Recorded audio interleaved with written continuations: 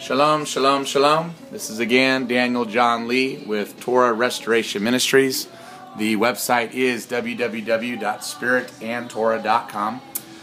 This is the 20th day still here, the 9th month, and I'm making a podcast because Yah had told me to go see a movie today. And I took my wife to go see this movie. The movie is called Saving Mr. Banks, which is the true story about how Walt Disney, way back in the 1950s, 1960s, hired the author of the book Mary Poppins, and how this author didn't really want to sell the rights to Walt Disney, but then she wound up collaborating with Walt Disney and making the movie Mary Poppins. But it shows how her life as a little girl back in the 1800s was very much reflective of what she poured into the story. And what was amazing about this movie, Yah had told me specifically, go see this movie. And so I knew there was something Yah wanted me to get from this movie, Saving Mr. Banks. Well, it turns out that, this woman who wrote this book, when she was a girl, her father was he was a dreamer, he was passionate, but he was a drunk. He was addicted to alcohol. And he wound up destroying himself, and he died. And it broke this little girl's heart because she loved her father.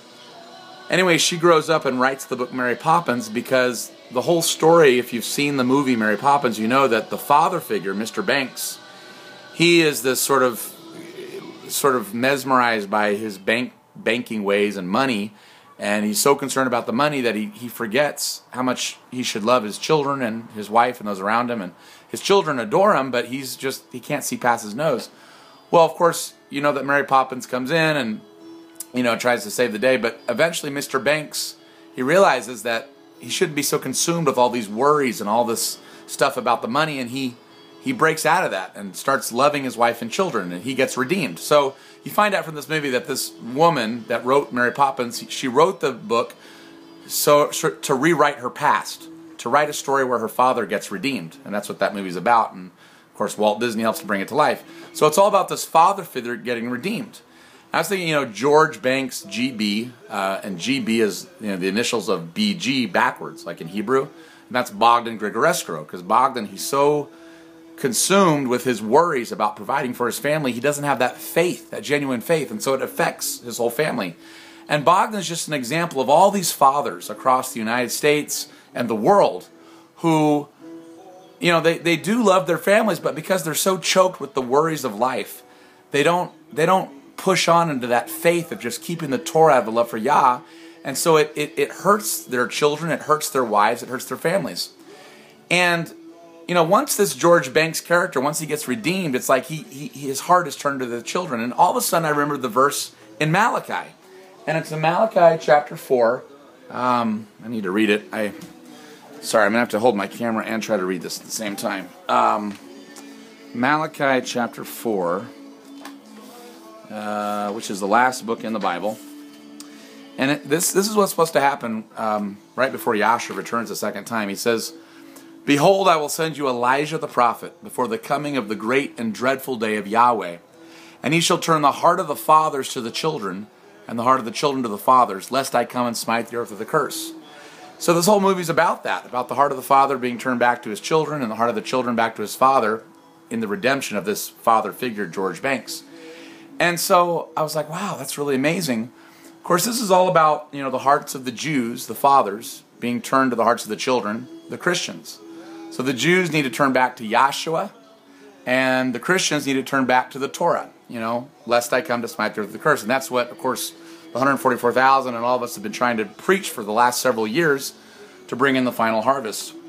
But it says, if this doesn't happen, I'm going to smite the earth with a curse. Well, of course, we know that, basically at this point, people are not pressing into Torah.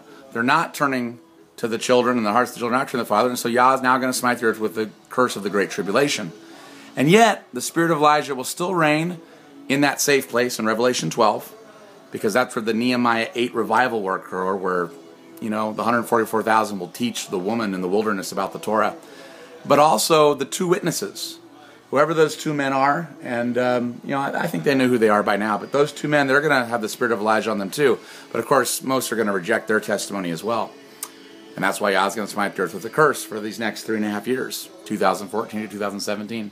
So anyway, this Saving Mr. Banks, I think, is a very prophetic movie. It just confirms that we are at the brink, we're at the door.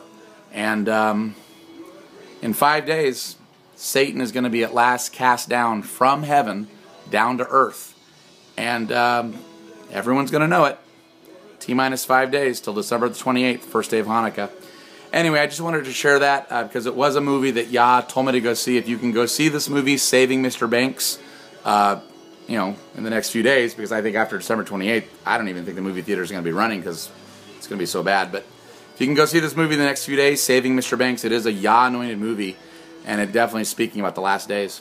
This is Daniel John Lee with Torah Restoration Ministries. The website is www.spiritandtorah.com. Shalom.